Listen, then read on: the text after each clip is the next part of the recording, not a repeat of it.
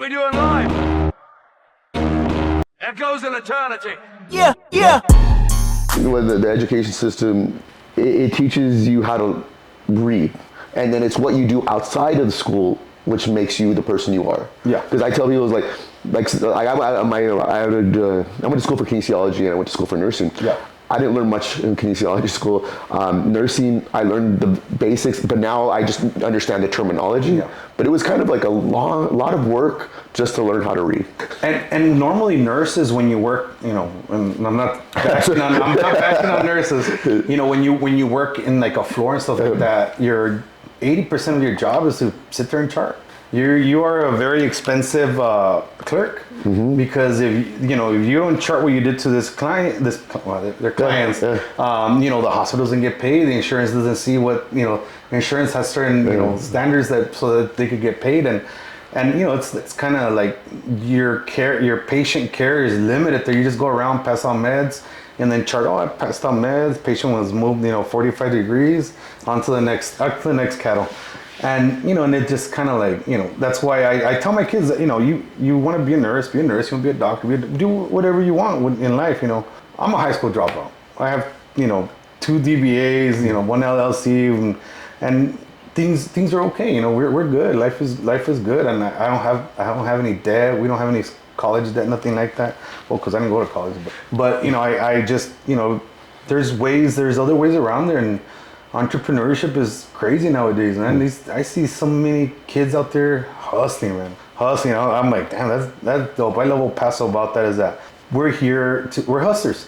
And then there's a lot of kids that are just lazy and just complain and whine, But it's a white and black. I don't think there's a gray, but I see a lot of young kids like hustling, man. Like they're just doing something. For example, you're doing everything and anything you can. Yeah, you have your nursing, but you still branch off to do other stuff. And I think it's good, like, I went in nursing, I learned a lot, but it also opened my eyes to this medical field.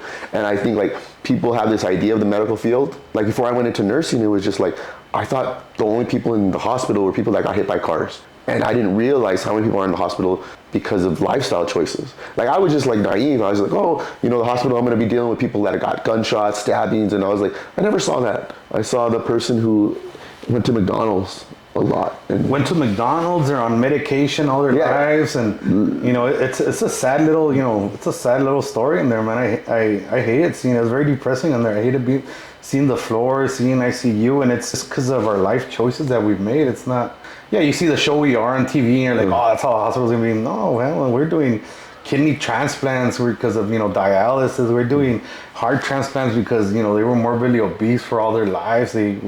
Our Mexican culture, it's like, I love our food, but sometimes we got to ease back on that lard, and it sucks. It sucks seeing that in there. It's very depressing, the hospital. And I think, like, it is depressing to see that, but it's like you said, you were obese and you were miserable, and I think a lot of people don't say anything to people that are obese. They want to be nice. They want to be politically correct. And I think sometimes that person who's morbidly obese needs someone to say something because they're struggling. Yeah. They're in a lot of pain, but sometimes they don't know how to get there. Sometimes if you tell them, like, hey, you need to go to the gym, that might be that push to help them. Like, who helped you the most on your journey? You know what, dude? Like, honestly, the person that, my parents are amazing, bro. They're the most those are my rocks, obviously. They're not for what I do. I'm a first generation, USA, so American.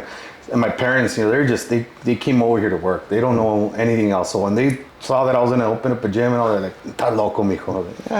And now they're like, "Oh, cool, good for you," But they see what I do at the gym and they're like, "Oh, you're gonna hurt yourself." And it's not. They just don't know any better, But they support me 110% all the time. They're, my girl took care of me. Like, she was there for me, the whole works, bro. We've been together 13, 14 years, and I've put her through everything with this, with the business, with me being sick, useless, surgery. She was there for me, the whole works. She was my other rock. And of course, your motivation are your kids, man. That's what makes you want to live long enough to see them. Now, I see I have a 21-year-old. That's cool to say I have a 21-year-old daughter, and then I have a 5-year-old daughter. It's great, big old cat. But I honestly was self-motivated. But I had a lot of push along the way. But I think you're a very rare case because you're knowledge based, and like some people just don't have that knowledge. And I think when it comes to people that have that knowledge that can help to step up and say like, hey, you know what, you need to start eating right, you need to start working out and doing all these things for your health. And I think a lot of us will be quiet and be like, I don't want to offend this person. I was like, and that's the thing is that we with something like that, if you offend somebody, you tell them, hey dude, like you're a little bit fat, and if you were having trouble walking, from point A to point B, dude, like you need to get that checked. One of a friend of mine from the hospital just passed away 2 weeks ago, 3 weeks ago, and it was sad, bro, because he's my age, but he had a heart failure. But he was a big dude, and I remember I would train him for free. He would come to my gym, and I would tell, this was like 8 years ago that I started training him, and I would tell him, dude, you gotta take, and that's something I would always take care of yourself, bro. We'd be in surgery, this guy would fall asleep like on his chest, like that's how big he was, and while standing like during surgery, yeah, dude, it's crazy. And I would tell him, like, hey, you need to take care of yourself, bro, because you don't want to end up, like these guys, like this is the last thing, unfortunately he passed away, and that guy was an angel, and it sucked. I was very, sheds a lot of light on things of the reality of life, like this guy's my age, and I think I'm young. I think I'm super young. 43 is the new 21, bro, and it was kind of sad to see that, his family crying, and it brings in something that could have been avoided 10 years ago if he would have stuck with me 8 years ago. And I mean, he had to do what he had to do, and unfortunately this was the results of that. what do you think got him, like, why did he stop? Time, bro. Everybody's time is an issue. People just don't know how to, manage their time properly, honestly.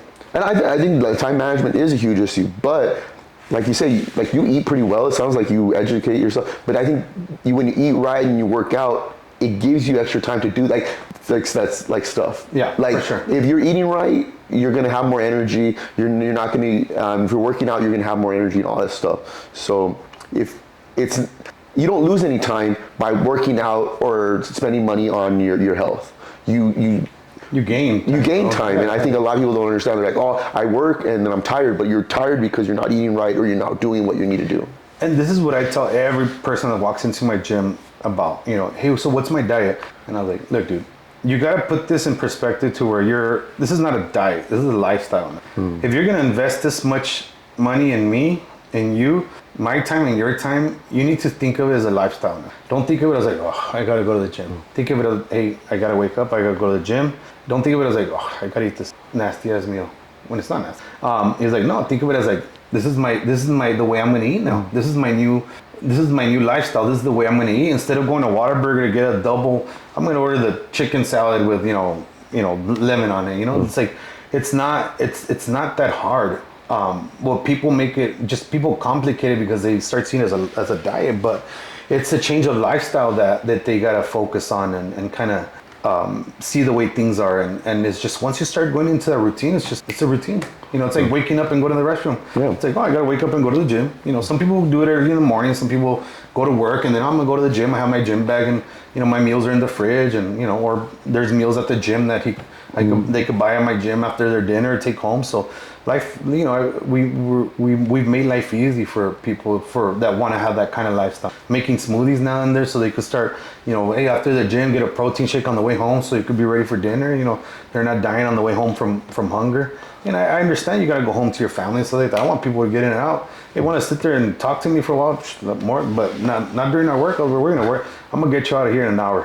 I know time is precious, man. Time is super precious. And I lost a lot of that working in the hospital, just working from 6 in the morning till 8, 9 o'clock at night, then getting called at 1 in the morning. I hated every bit of it for a miserable paycheck that would barely, we were still, lower class, and then I had a great job with 401k, insurance, all that fun stuff. But for what? For me not to even see any money or me not seeing my kids, I get that time is super important. So when people come and take time out of their day to come see me, I'm like, dude, I'm going to take it full advantage of those, that hour that you have. I'm going to, get you the hell out of here so you go home to your family. And that's what I tell everybody. Like, I want you in and out, go home to your family, eat right, drink what you have to drink. On the weekends, I get it, dude. You have a family, you got to go to Peter Fire Pizza, have a pitcher of beer and some pizza, enjoy your life. You're human.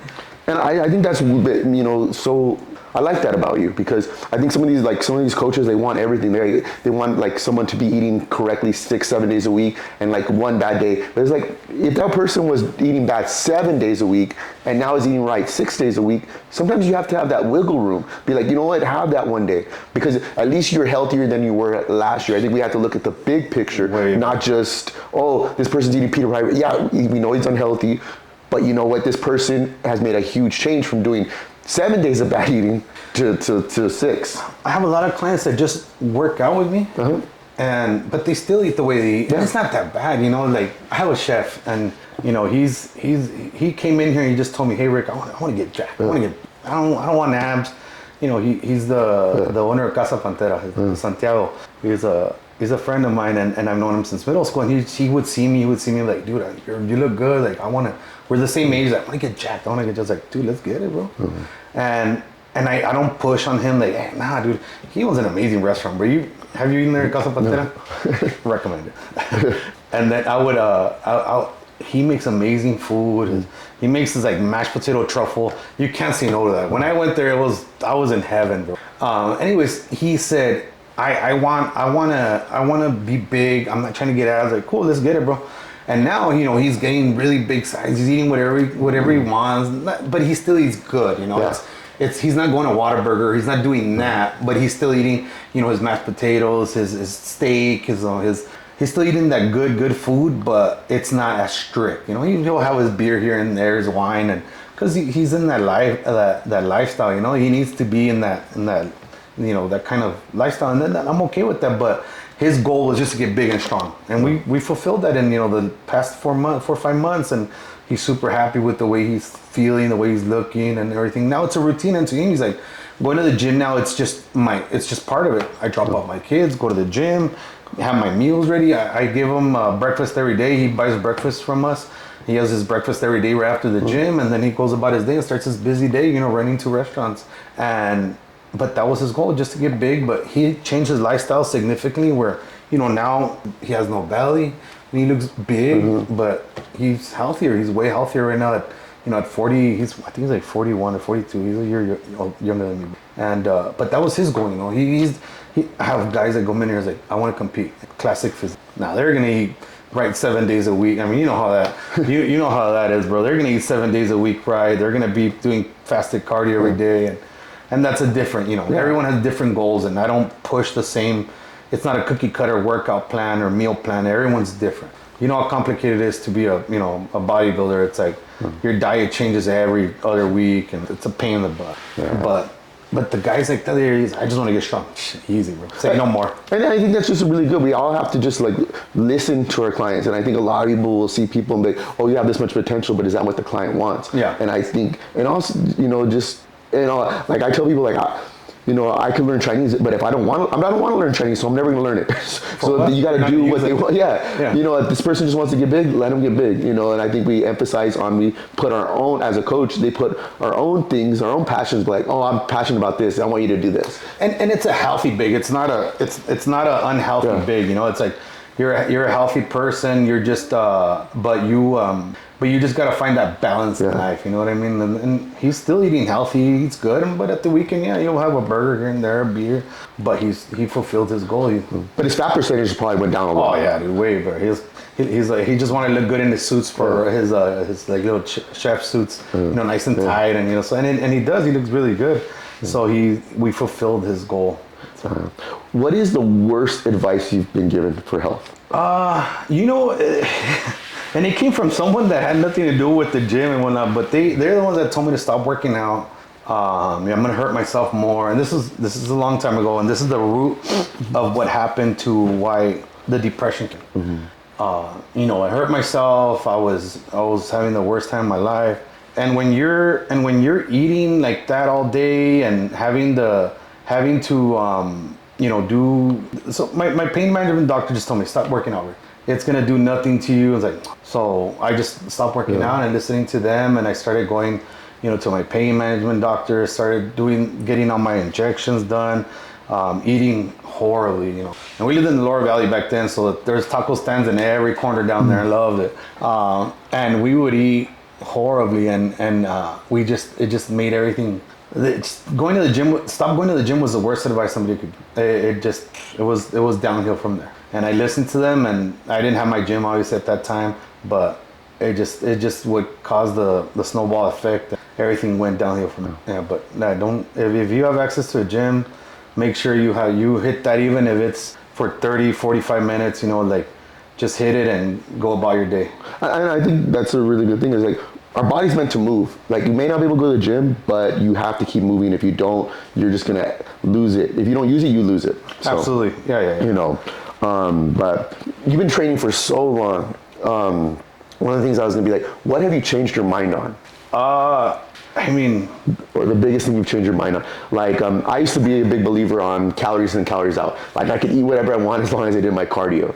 And that, now I'm on the point where it's like, I need to, quality matters more. The quality of food, not the calories matter. Yeah.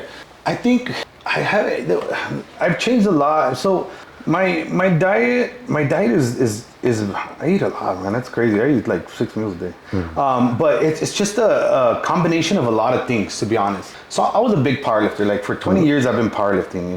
On and off. Hurt my back, came back. My best powerlifting meet was at 40. I got 3 Texas records. I broke a world record, but it didn't count because they were missing a judge, but I could have gone back and gotten it. I just didn't want to go to nationals. And because it's a lot of work, man. Powerlifting takes a toll on you, and I was just always in a lot of pain. So now that I'm focusing more on my health, trying to stay healthier, I still do a lot of heavy lifting, and I actually have a coach that helps me with my diet and my TRT, and we do. We kind of do a lot of, it's a hybrid, bro. It's a super big hybrid, and I'm loving it. So I still power lift, but then I body build a lot of stuff. Now, my workouts are like 4 sets of 20 of this, but we've been doing a lot of like hybrid work, and it's been the best thing I could have done for myself right now, because I'm still strong. I'm super strong, and I'm looking better every week.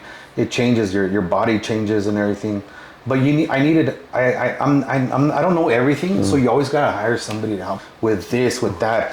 When it comes to posing, I'm horrible at posing, so I gotta get somebody to help me with posing. When it comes to diet, my diet, I know, this and that, but somebody else needs to come in here and tell me, hey, dude, like you're all right, cool. It's accountability, I guess, and I guess that's why people come and hire me, because they need accountability. So it's cool. It's cool, to kind of have to depend on somebody else to tell you what to eat and how to do it. So I think that's probably been like the best thing I could have done, is ask somebody else. My ego is not that big where I can be like, oh no, I'm not gonna hire everybody to show me what to do. And it's like, no, it's on the contrary. I was like, I'm still learning. It's cool. These young kids, these young trainers now are super smart, educated. They know a lot of stuff that us old school guys, don't know about it anymore. So it's good to have that kind of help, outside help. I think a lot of people that are like, they're successful in like health and fitness, is they ask for help and they have that open-mindedness.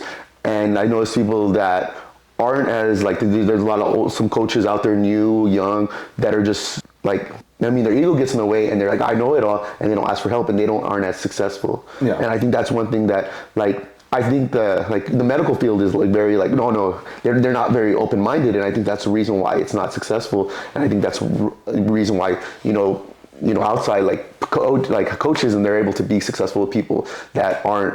They look outside the box. Yeah, for sure. So, but I know you're a busy man. You're always running around, so I don't want to take too much of your time. That's all good. Thank you so much for coming. Any closing remarks you'd like to say to the guest? No, just stay healthy.